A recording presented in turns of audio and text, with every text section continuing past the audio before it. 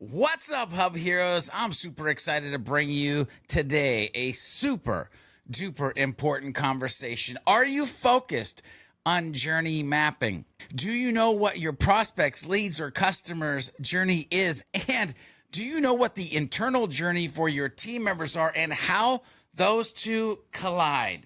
I'll just let that set in for a second. But I'm also super excited because I get to hang out with a true friend of mine, Tasha, aka T Money. I don't know which one I want to call you more during this. I might call you T Money, I might call you Tasha. But Tasha, how the heck are you doing today? I'm so good, George, and it's always a pleasure to be in your presence. So I must thank you for having me here today. I'm very excited to talk about this. Very passionate about customer journey mapping.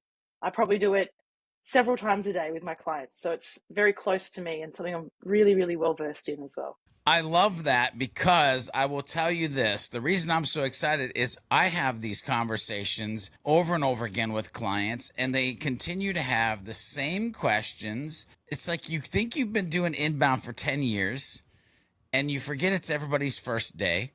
And people just need to realize how we can actually pay attention. By the way, it might have been their 300th day, it might have been their 900th day. I'm still having these conversations. So this to me is great. Now, okay, Hub Heroes, here's the question. Who the heck is Tasha? Well, initially gaining a degree in education, Tasha fell into marketing, specifically HubSpot's marketing hub, over 7 years ago now, and found an untapped passion for it and has never looked back. I remember those days, actually. Transferring that love for teaching and learning, Tasha is the lead HubSpot implementation specialist at Red Pandas, a HubSpot certified trainer, and takes great pleasure in being a part of our clients' HubSpot journey. It is fun doing that. Tasha is a proactive mom to her precious, I love this part, by the way, Jack Russell Cross pugs, Jugs, Bobo, and Ellie. Has a terrific 2-year-old daughter, Zoe, enjoys camping, and listen, ladies and gentlemen, I can't make this stuff up, and has had 3 amateur boxing fights and remains undefeated. In other words, Hub Heroes, she's a true badass. And today we're going to be talking to you about journey mapping. Ladies and gentlemen, it's time. Let's get into the good stuff. So, Tasha, one of the things I love to do is level set on the Sidekick Strategies show. So, how in the world do you explain when you're helping people through this journey mapping concept, and really in this case, HubSpot as well? How do you explain lifecycle stages to folks who are just getting started with HubSpot? This is a really good question, and it does happen almost every time. So I kind of tend to, before they ask me what's life cycle stage, I'll literally say, oh, I'm probably sure you're thinking what's life cycle stage. And prior to HubSpot allowing us to customize them, I think the conversation was a little bit easier. Now that we can customize them, it opens up a bit of more back and forth, which I'm all for, because I was very keen when that release came out. But the best way I describe this to my clients is life cycle stages are essentially the tag, the bucket, the category, if you will, that we're going to put a contact or a company in at any point of their entire journey with you at your company. From the beginning of subscribing to your incredible content all the way through to being a promoter, evangelist, lover of your product, service. That's generally how I explain it. Nice and short and sharp.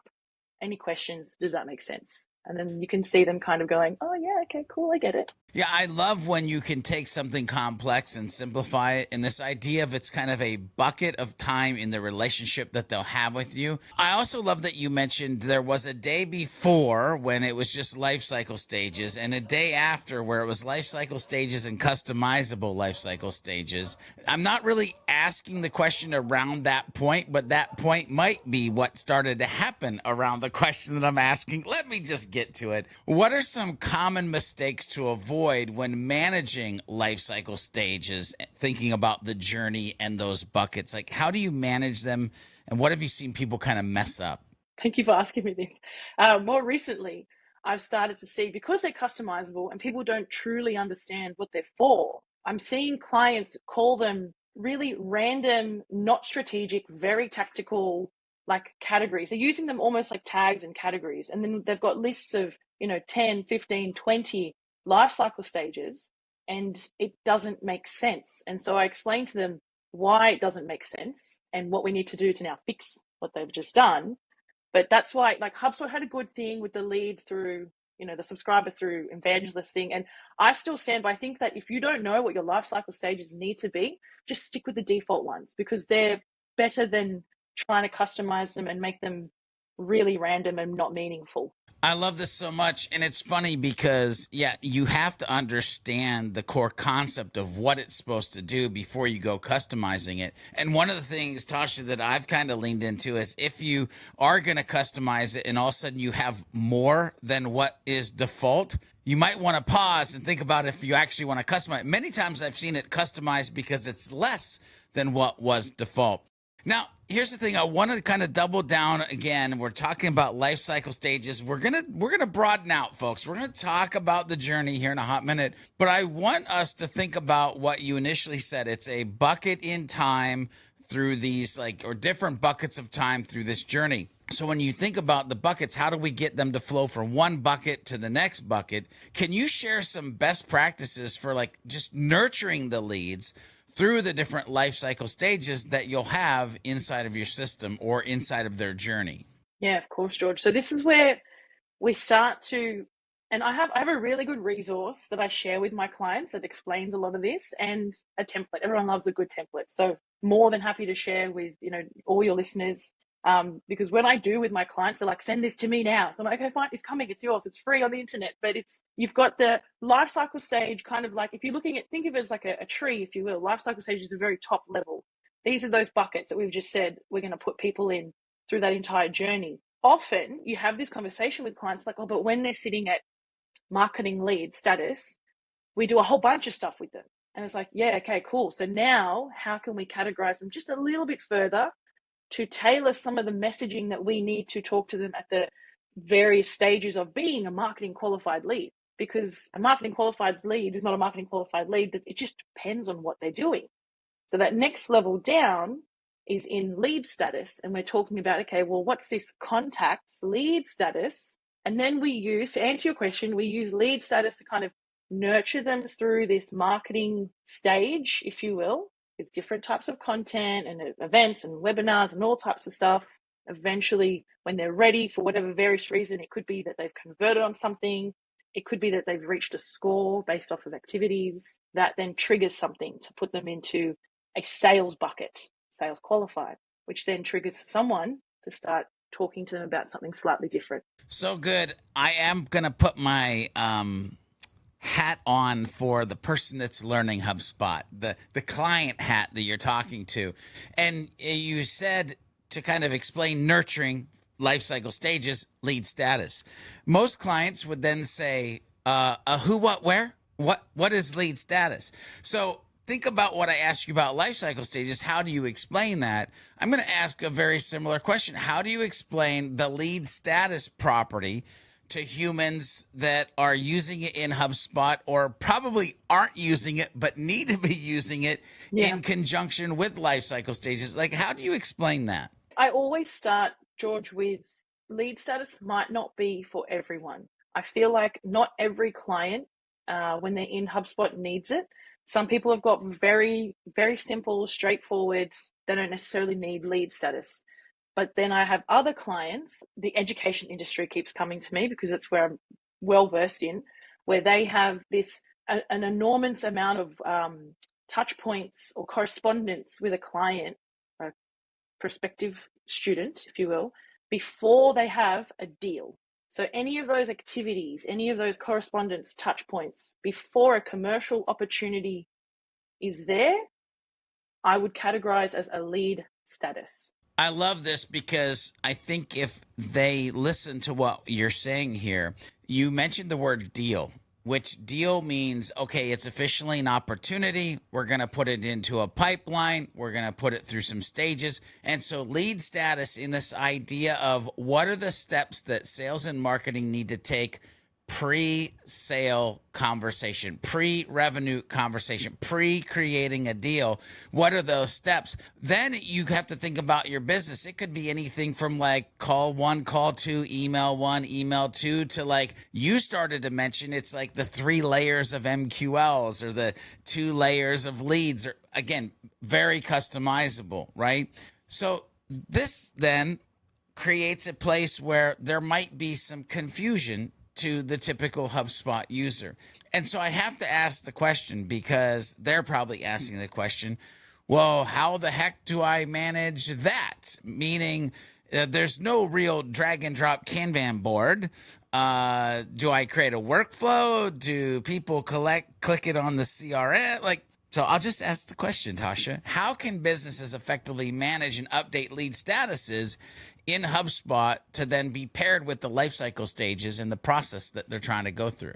Yeah, beautiful. I love this question. And it's also something that I tend to also have to, objection handle or warn team members and say, lifecycle stage is almost something that's hidden in the background and that you guys don't need to be manually changing.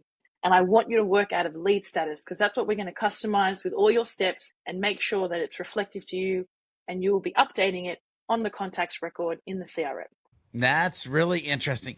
So literally, Hub Heroes, I'm having a moment because I have always kind of thought about life cycle stages as the hero, but lead status as the support. And I can actually see, Tasha, where you're coming in and saying, well, if it is the pre-sales process and we're creating lead status as those steps, why couldn't we empower or activate or change life cycle stages based on the status that they're now in through this process? Then their lead status being the hero, and actually life cycle stages being the Robin, if you will, to the Batman. Very interesting way to start to look at that. Now, if we think about that and we go in that direction, it gives new meaning to this next question that I want to ask, which is, what kind of insights can lead status provide for sales and marketing teams along the way, dependent upon how they're using it? Yeah, good. Another great question, George. I love them all. So lead status, because of what it is, as being like a tag or a tag contact property on that person as to where they're up to in the journey prior or pre-deal. It's a good representation of what the data looks like right now. So I've got 50 leads sitting in first call attempted, 10 leads sitting in, initial call booked, or something like that. That's typically the best type, in my opinion, the best type of reporting lead status is going to give us. Why we love lifecycle stage, and I'm sure you probably feel similar, is lifecycle stage reporting in HubSpot is so much better.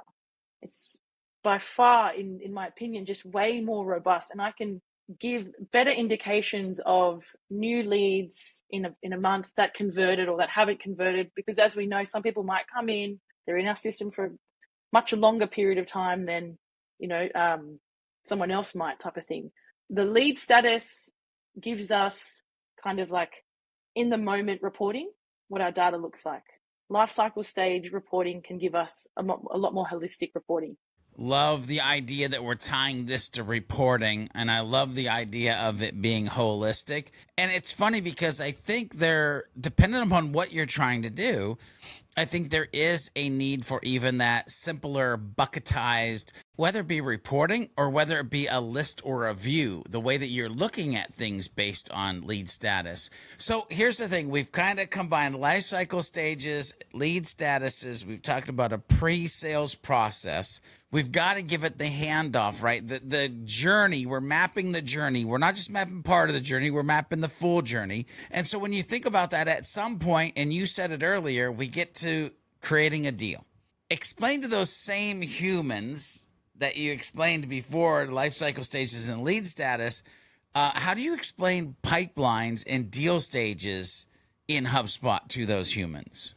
The best way I've found recently for people that are new to CRMs or new to just sales tools in general, I say it as every person that walks through the door of your business isn't necessarily going to be someone that you can sell to. You have to do some type of qualifying and figuring out whether or not they are indeed someone you can sell to. When you determine, or however you get there, lead statuses, right? But when you determine this person is an actual commercial opportunity, there's money on the table, we can start talking about signing a contract, whatever the product or service is, right? That is when a deal should be raised. Yeah, I totally agree with that. I've tried to say this so many times. When you're about to talk about money, or you know there's going to be a money conversation, you're going into it. Now, in that explanation, there's obviously going to be multiple stages inside of a pipeline. So, how can businesses customize deal stages to match their unique sales process? Like, how do you explain or show that of like, hey, this is kind of the plays or paths or things that your internal team is going to need to go through? Just talk us about customizing deal stages to match that unique sales process. Yeah, of course. So if you've been in HubSpot before, you know how easy it is to literally go to sales settings, pipelines, deals, and then customize. Like, it's literally a matter of changing the words. And I tell this to my clients as well. I'm like, making the updates in HubSpot is actually quite straightforward, and there's so much support out there. The hardest part is getting the right strategy or the right process, which is what you've asked me, George, on a mind map or in a process where you go, okay, cool, this is what we do. So I have, and I don't know whether or not I do a screen share or just share this with you afterwards, but we have this Miro journey mapping. I'm sure everyone's used some type of iteration of this, which is like Visio, Lucidchart, something, right?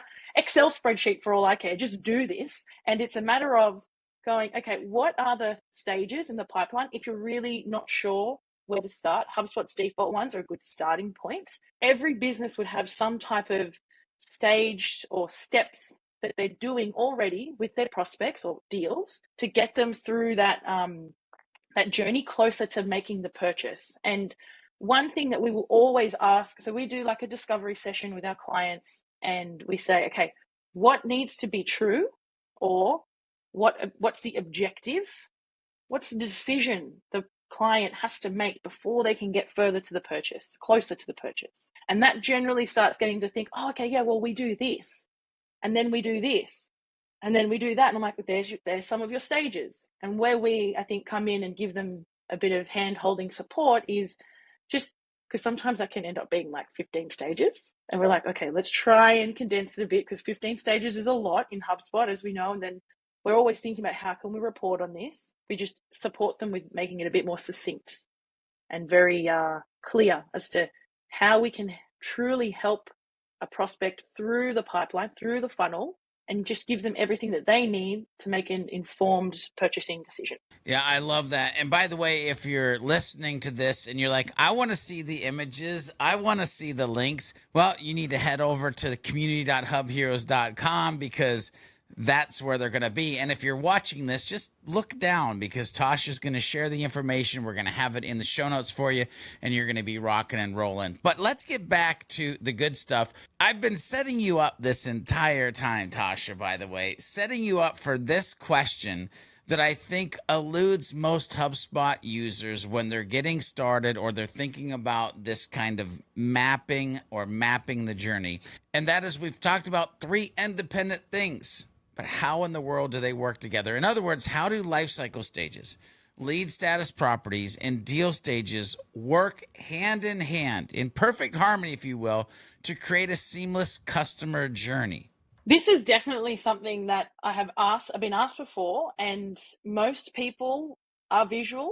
And this Miro board that you see, when you see it, I think it's all going to bring everything together, because it does this beautiful layered, like, trickle down effect. Life cycle stage, lead status, deal stage. If you want to get into like tickets as well, there's some ticket stages, but it's this idea of, life cycle stage might be might be opportunity, right? And then you've got a lead status, which is open deal. And then the deal stage is like proposal sent. So in theory, they all marry up.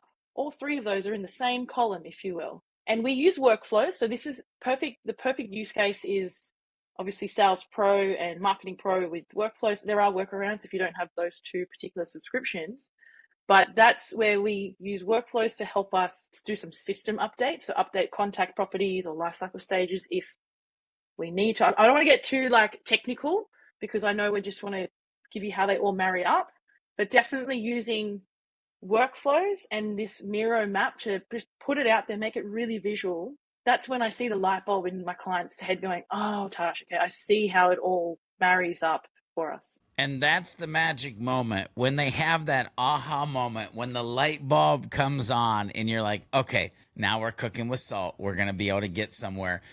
Speaking of that, Tasha, cooking with salt and getting it, you know, one of the things that I love to do with all the content that we create is thinking about this idea of mindsets or best practices or principles. And so when you think about this conversation that we're having at a higher level of just journey mapping in general, can you share some of the mindset or mindsets needed to manage these elements effectively and actually think about mapping the journey for your customer or your internal team? Really, really good question. And I find with setting the expectation, so like I said before, we do a bit of a kickoff with our clients when we're doing this with them. Clients that I'm just telling they have to do this, I'll say the same thing. Give yourselves, if you haven't got a journey map, get the buy-in of the team to be in this session where you're going to ask some silly questions. Dig into, okay, but why do you make that call? How long do you wait before you follow up again? Like, no question should be off the table. So have an open mind to know that there might be some silly questions. You might feel a bit uncomfortable because I'm going to keep asking you the same thing to try and get a different answer, because I'm really trying to understand what the process is. Are there gaps? Most of the time there are. Can we make it better? Can we get to a point where we all love this customer journey map so much, I can go and put it into HubSpot and the whole business is going to know exactly what we're doing at any point in time with our customer journey. So I think that mindset needs to be open, obviously, and just ready to explore what you're doing, and not from a point of, oh, Big Brother's watching, I want to know everything you're doing and how many calls you make. No, we want to help you have a really powerful CRM that's going to automate where it can. We haven't even touched automations yet, George, but there's a whole nother level to this, right? Which is automations. But where can we use basic automations to make your job a little bit easier, sales or service? How can we create some productivity reports for this journey map that's just going to make your life easier so you can sell more to the people that actually want to be sold to? So good. And I love this idea of open-minded. I love this idea of building a culture that isn't like Big Brother-ish, but I'll double down, double click, whatever you want to call it. This idea of that questions are powerful. And you even said like no question should be off the table. Like if you have a question, you should be asking that question because it's going to get you into magical places. And it makes me think about the 7 whys theory, right? Or philosophy of like, if you keep asking a question on top of the question, you'll get to what you actually need to know to make smart decisions. Speaking of kind of smart decisions, we're talking about an entire process here, right? We're talking about marketing and sales. We're kind of talking about alignment. You tease the fact that there could be some simple automations and even more automations. It's a complex system with a platform and people to build a process. So, what are some of the common challenges that businesses face when managing these elements and thinking about journey mapping? And when you kind of list out, here's the challenges, have you seen ways that teams have been able to overcome those challenges? Yeah, definitely, definitely. I've yet to come across a challenge that cannot be overcome. And if people, I'm assuming, George, you're probably the same, and anyone listening is very similar. We love a good challenge. When someone comes to me with something that I can't solve for them right away, I'm like, oh, yes, this is perfect. Give me some time. Let me figure it out. So I think what comes to mind most recently is an example, a fairly large sales team. They already had a sales process. Everyone was doing it their own way. In comes Tasha to do a customer journey mapping workshop, and a lot of pushback from the team because they're like, oh, but we do it this way and we're doing like this. And I'm asking why, and we're figuring out what's going on and how we can, help them just be more like, oh, always, you're similar, George. I want to empower people to use the system better. So I don't want to make your lives harder. I'm here to make this easier for you. So it's, I think one of the challenges, and this goes for smaller teams, doesn't have to be a big team, could be that you've got, particularly, and I'm not trying to generalize, but sometimes salespeople stuck in certain processes. This works for me. I'm not going to change it. I'm happy with this. Why would I change? I totally get it. But how can I help you sell more, close more, be better, like stand out from the rest if you're not open to just changing a few little things here and there? little things, like I said, we didn't really go into automations, but sometimes they're not using any automations. And we do something really simple, like let's give them a deal checkbox which says enroll them in a automation.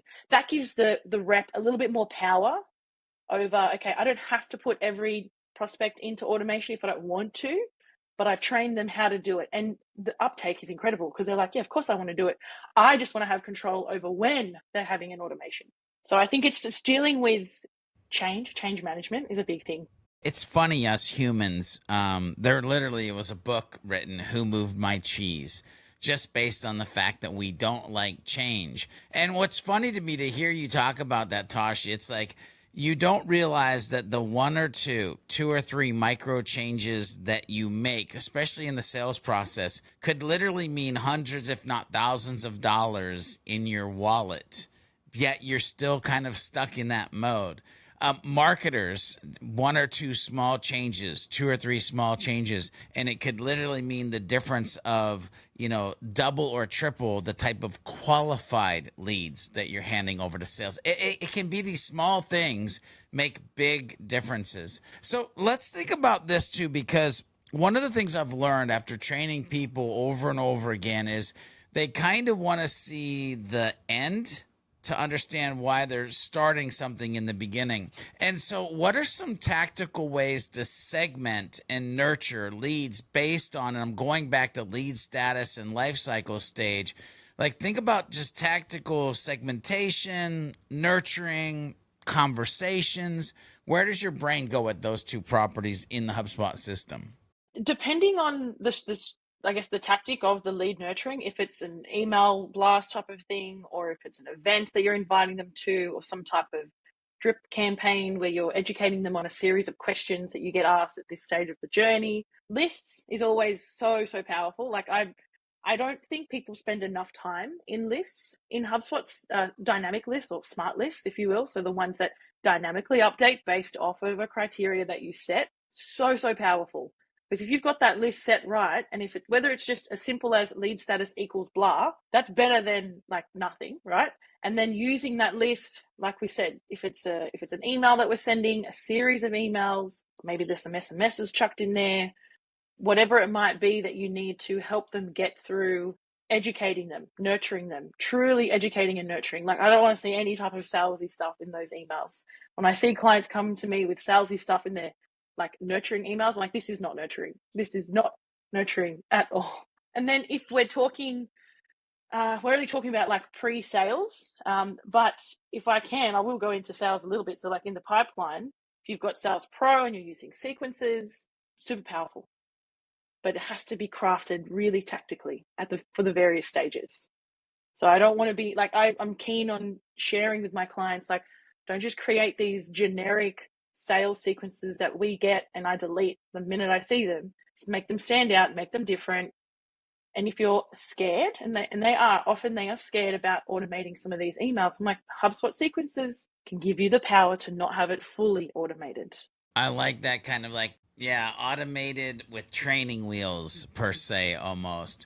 So, let's dive in a little bit more, right? Because I'm in my brain, I'm overarching or thinking of the overarching, just mapping the journey in itself. I'm also still trying to stay focused on, like, we're talking about these, features in HubSpot to do the greater good of the mapping. Can you share some success stories or a success story or examples of businesses that have effectively utilized these features in HubSpot to accomplish the goal of mapping that journey for their potential customers and internal teams? Yeah. One comes to mind. So quiz marketing over the last couple of years, I think it might be coming to the end of its boom, or maybe it's already ended. But quiz marketing's been really fun for the last couple of years. People are really keen on like self-diagnosing themselves with things, whatever it might be, like favorite Harry Potter fan or something like that.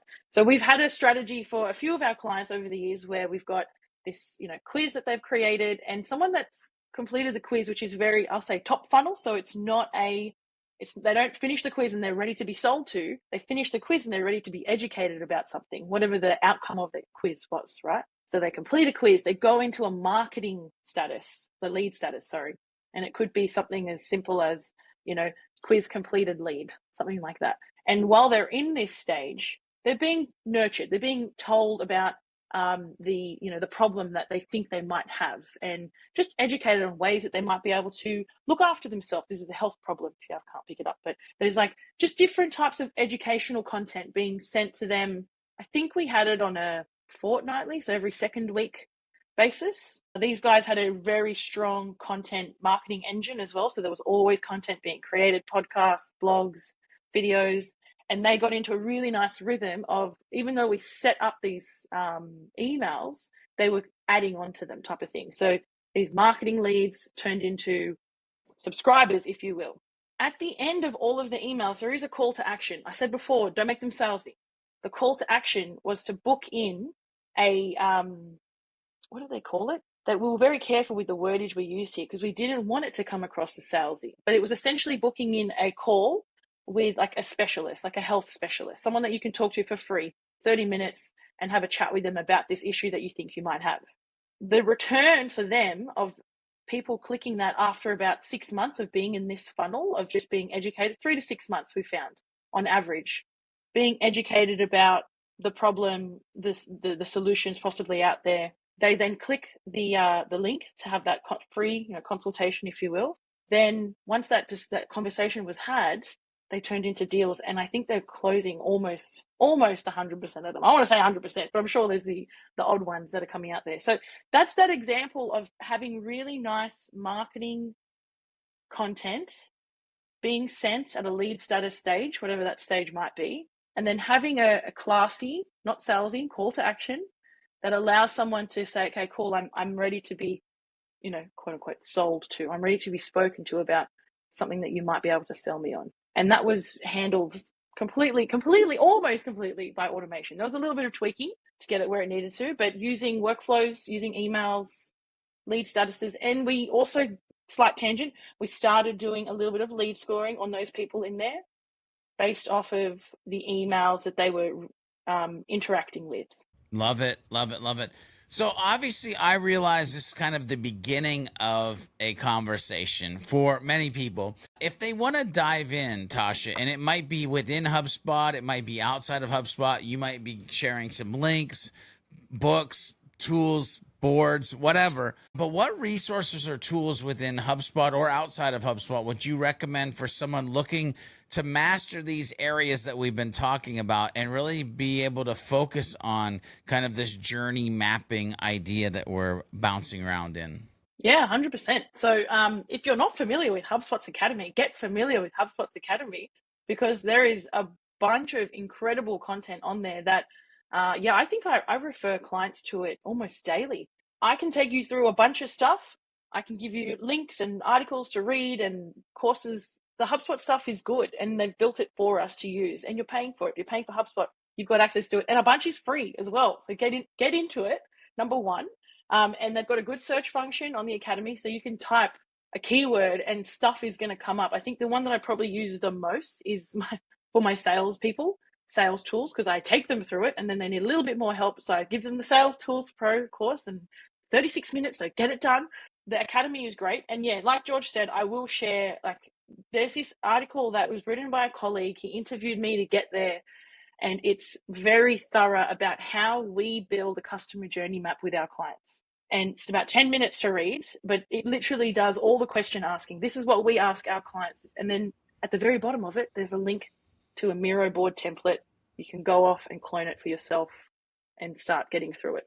Love it. So we'll make sure that that is definitely in the show notes. So one of the things, Tasha, that I like to do, I like to be actionable, like give people tactics. So when you think about the conversation we're having today, and obviously the training you've done historically with your clients, what would you say the top 3, 2, 4, I don't know, the number's not actually like set in stone, but what are the top 3 action steps that listeners can take right after this podcast, just to kind of move in the right direction? I prepared for this one, George. I actually wrote it down. Even though I know what this needs to be at the end of these calls that I have with clients. And I think today's Wednesday for me. I've already had this call 4 times this week. At the end of this customer journey mapping session, what you need to do read that article. I know it sounds like a mad plug, but it is very helpful. It's purely helpful content, please. Read that article because it's going to tells you how we do it, right? Do your customer journey map. So the article's 10 minutes. Do your customer journey map. Now, I would give yourselves, depending on how big your team is and how many cooks you want to have in that kitchen, 1 to 2.5, maybe 3 hours to get it done. Sit round table. You can do it virtually if you want. We've done them virtually, but post-COVID, people are meeting each other again. So, hey, if we can get in the same room, let's get in the same room, have a whiteboard. Don't bring your computers. You just need yourselves and your brains. So do that workshop. And then there has to be an owner. My final point is there has to be an owner who's going to drive building this customer journey map, and give yourself, once you've done the map and you've built it in your Lucidchart, Miraboard, Excel spreadsheet, Visio, whatever, break each section down into a small achievable time frame that you can get it done. Because looking at it, the big picture can be a little bit overwhelming, I'm being honest. And like you said before, it's from the beginning of the engagement with your business, potentially all the way through to upsell, cross-sell, delight, turn them into evangelists. So it can get overwhelming looking at it at that point. I would just go laser focused, one stage at a time, and slowly but surely you'll have a whole process. By the time you get the whole process built in HubSpot, you'll have to refresh it. Very nice. Yeah, it'll be like time to redo this bad boy. But only if you actually do it the first time can you redo it. And when you redo it, you can make it better. So it's not a bad thing, people. It sounds like it might be, but it's a good thing. So Tasha, you didn't know these next pieces were coming. I always like to leave a little bit of surprise for folks who are doing the interview. But if you have to take the whole big bundle of conversation that we had today, what's the one thing that you hope people take away from today's episode? I would say, George, the one thing, a customer journey map is so much more than just a sales and marketing initiative. It is it's a business operation. It's for the whole business. So it seems like with that, it's a team sport, and you might want to get more people kind of to play the game when you're building this out initially, and then being able to focus to those sections. I love that as far as like a one takeaway. So Tasha, if people have questions for you, they want to connect, where do you want to point them? Oh, hit me up on LinkedIn for sure. I think LinkedIn, Instagram, Facebook, my email, really anywhere. I don't mind. I'm very contactable. More than happy to have a chat with anyone and everyone at any point in time. If anyone is listening, though, they're in Sydney or even close to Sydney in Australia, we are running an event at the end of the year, or October 31st. And I'll actually be giving it's not a keynote, but it's a talk. I'll be giving a talk on this topic. So I would love to see you there if you're around. I could definitely get some super discounted tickets for any Hub Heroes listeners, of course. And I'm literally talking about the same thing that we've talked about today. Plus, we've got a bunch of other awesome speakers as well. I love that. So if you're a Hub Hero and you're in the Sydney area and you want some discounted tickets to an event where you can learn tons of stuff from great speakers, then you need to go ahead and let Tasha, aka T-Money, know about that. Listen, Hub Heroes, this has been great. Tasha, you did a great job, great information. If you are listening to the audio podcast of this and you want more, well, you should head to community.hubheroes.com. You'll get the show notes, you'll see the graphics, you'll have the links. But until next time, or until we see you in the community, remember to be a happy, helpful, humble human. And we'll see you on the next episode of the Hub Heroes Sidekick Strategies.